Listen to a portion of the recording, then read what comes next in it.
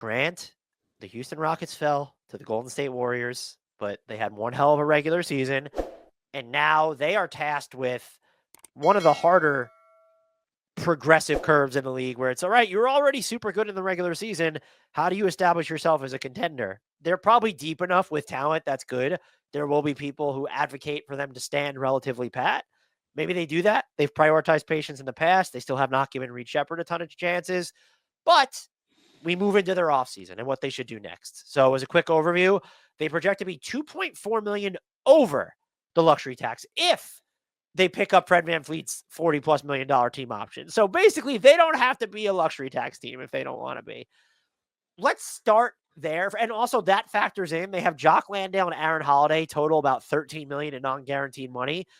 You, in theory, like don't necessarily want to pay those guys, but if you're looking to make a trade, like guaranteeing those contracts, just having $13 million in expiring money where you could take back almost $20 million or whatever it ends up being. But so they could access, my point is, the non-taxpayer mid-level exception very easily. I don't think that they're not going to get a player, I'll say this, that's as big of a difference maker as VanVleet for them with a non-tax MLE. I want to start here. What do you expect to happen with Fred VanVleet? And like, what would picking up his team option signal? Would it be more likely to signal we're running this back, or we have this huge expiring contract that we are going to trade in a pretty big shakeup?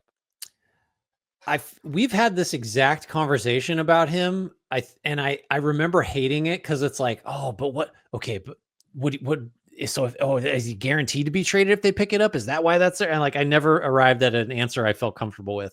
I think at the moment, I would say if it does get picked up, it is a precursor to a trade, because I don't think, and this is the bigger, obviously, question that will inform all of Houston's offseason moves, which is like, do you think this current group, the flaws it has, can be overcome like from within?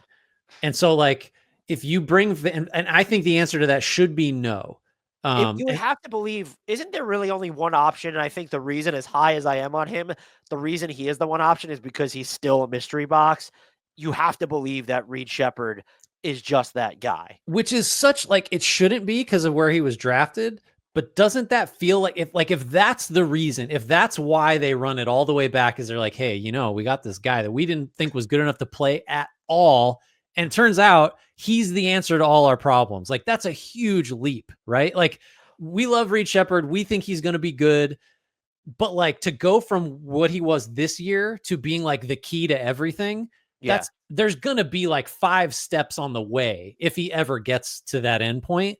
Not to say it's not possible, but like, that's a huge jump. So like, I think you're right that like, that is Shepherd is if Shepherd can be what we think he can be, then actually he does feel like sort of an answer to their offensive issues, their shooting, their shot creation, all that stuff. But like, you can't think that's going to happen next year. Like, that can't be the way it goes. Well, I mean, you do have sort of like two ends of the spectrum where it was, well, look what kind of happened with Amen Thompson. I think he definitely showed more as a rookie. His role was smaller out of the gate because of injuries. But also his role only expanded this year. It would have gotten to this point, I'm sure, but like the Jabari Smith Jr. injury, right? Like, that was sort of the inflection point of, oh, like Ausar is going to be the guy and we're never going to look back. But you could have said the same thing about Cam Whitmore. Like, they brought him along gradually and like he still couldn't, like, his role was smaller this year. So I'm with you there. And the other thing that complicates this, though, you've mentioned this, but we both mentioned it before. Windows open and close very quickly. The Rockets have already paid Şengün. They've already paid Jalen Green.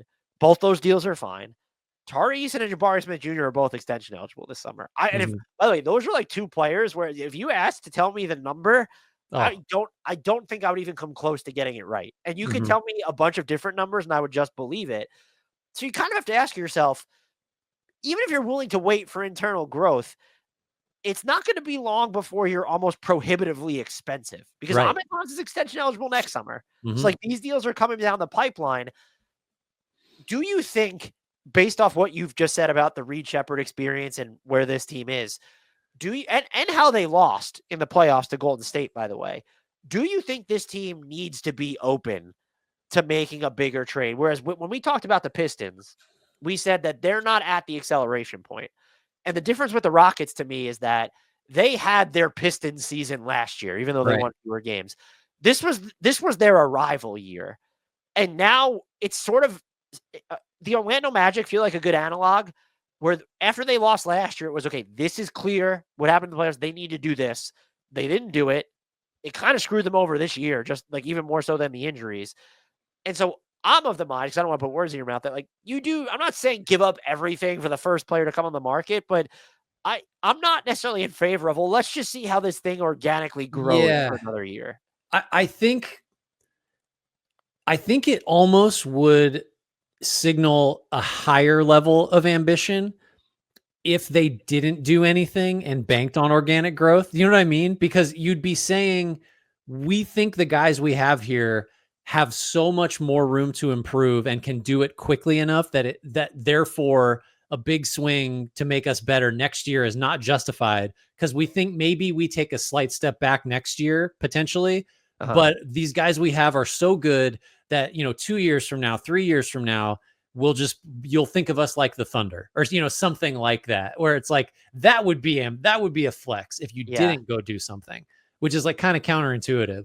So I think it, but it is having said that, it's a close call for me, because like Shepherd will be a bigger factor. I don't think he's going to change the whole thing, but him mattering more in conjunction with, like, I think Thompson's just going to get better, right? Like, like I think Green should get better. I think Şengün should get better. So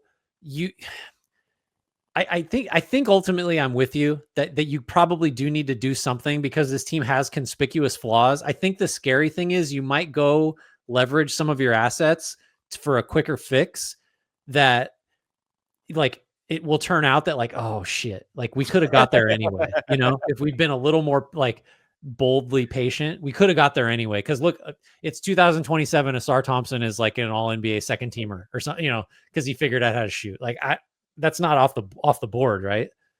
It also doesn't have to be the right player as Sure. well. Like you have to be opportunistic about it, to where I think the three names we hear the most now are Kevin Durant, Devin Booker, and Giannis Antetokounmpo. I want to start with Giannis. We don't know that he's available.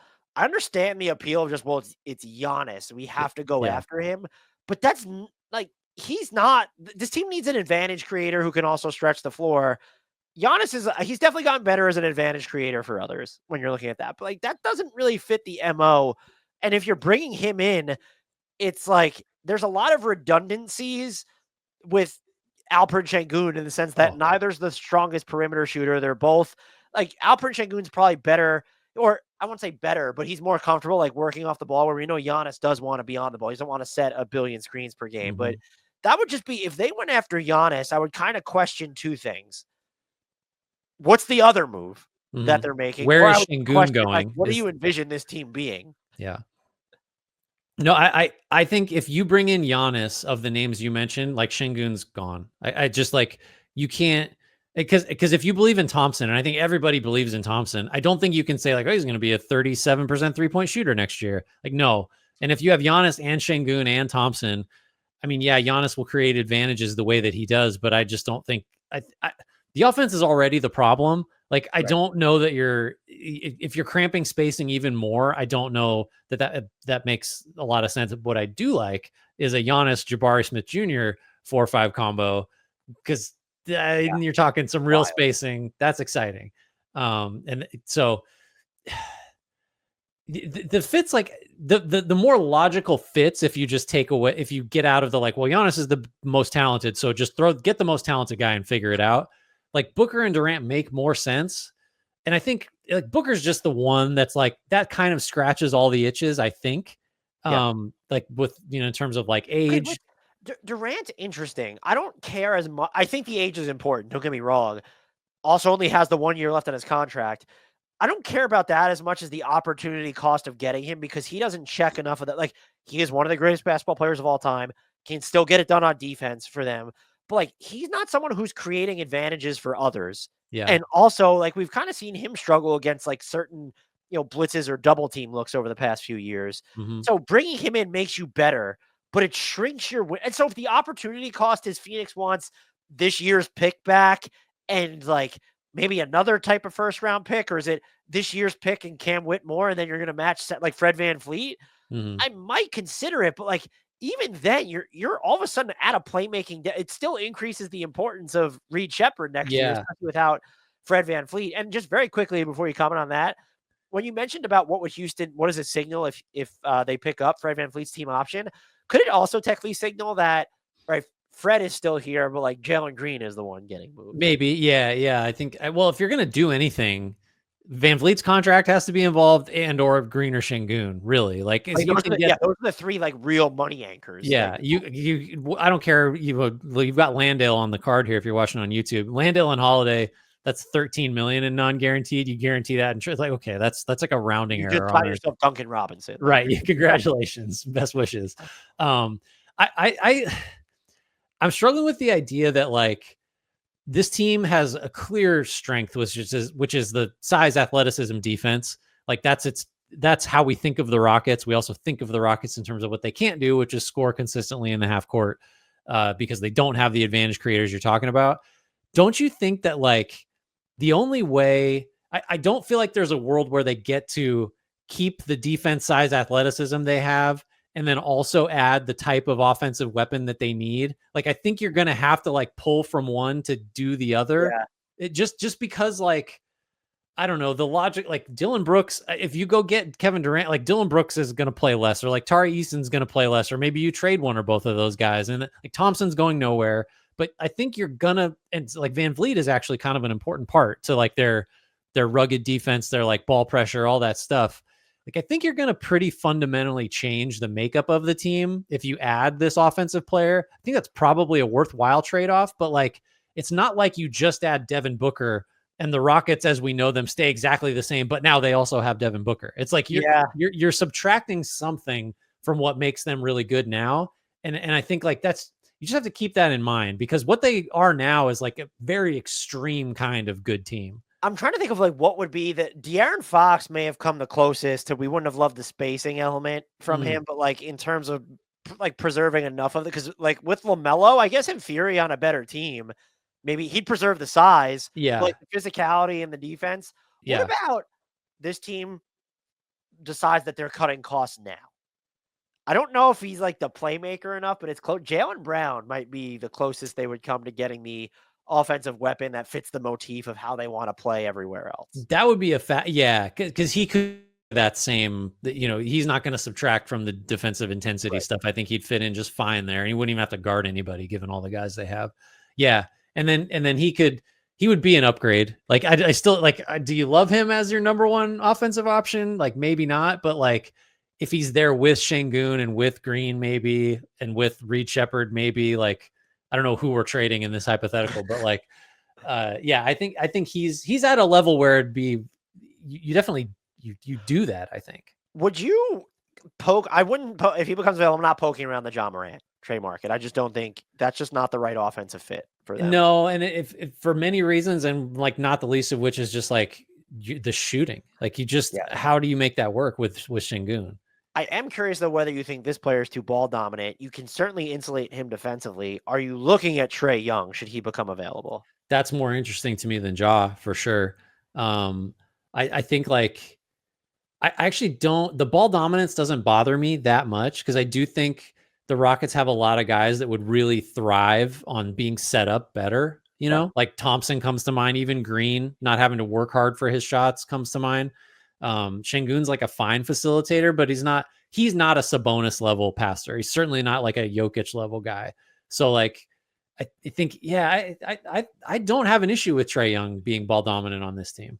Cause that like he's mega expensive. I want to make that clear, but like he just won't cost you as many assets, I would believe, as a Devin Booker, a Jaylen Brown. Does he get more or less on the trade market than Kevin Durant? Even like when you look back at it all, because of the defensive issues, because of, you know, he's younger, but he has like that extension coming up as well.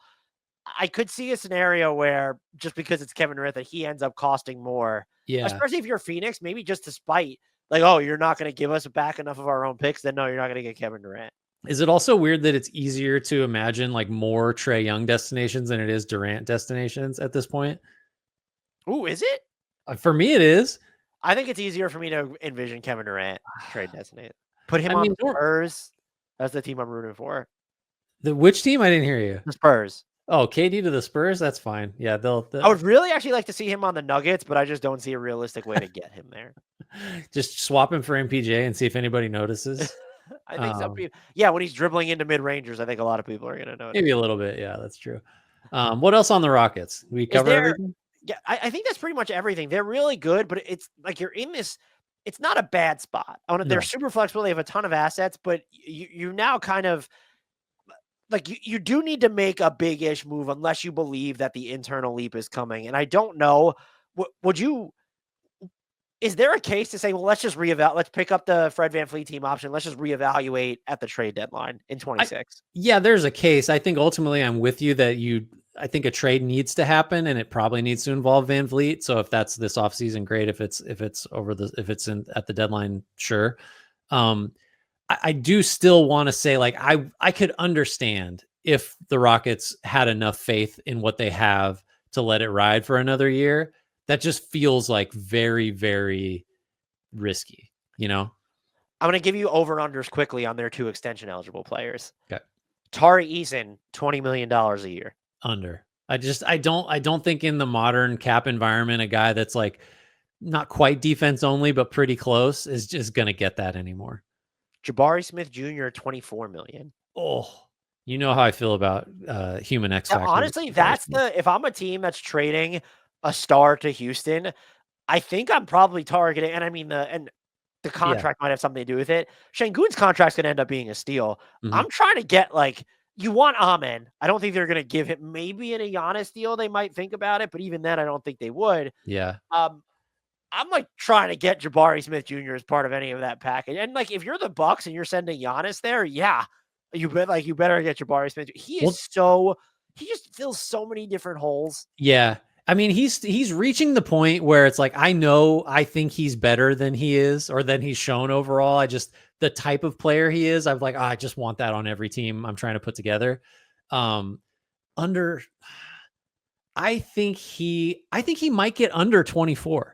I think he might be under that. And I think if someone signs him for less than that, whether it's the Rock, like, great, good job, guys. Got to steal.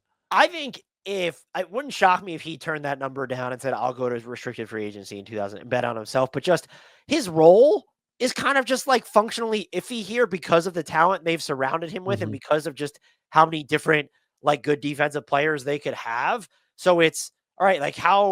He's average. What did he average in the Golden State series? Under 25 minutes a game. That's not really a player you would expect to give $25+ million a year to. He's just capable. It's that the way the roster makeup is, it makes it for both of these players, really, I think it makes it super fascinating as to what's the number if you're Houston? And then they might decide to play, well, we're still going to keep our books flexible and let them reach restricted free agency and we'll match whatever offers they might receive. And certainly, if it was this year they were entering restricted free agency, you're afraid of the Nets and nobody else. Right. Yeah. I think that one of the real takeaways is we're going to have to kind of recalibrate how we think about extensions and teams' willingness to risk guys getting to restricted free agency and just the general, I don't know, suppressive effect of the new CBA where it's Jabari Smith Jr. would have got no question over 24 million a year 3 years ago. And now it's just I don't know who can do that. Final question, most likely player to be traded on the Rockets. Let's go VanVleet. I think I can't overthink that one. I'm going to go with Jalen Green. Okay. I don't really have there's just too many options here. I'm going to say Jalen Green.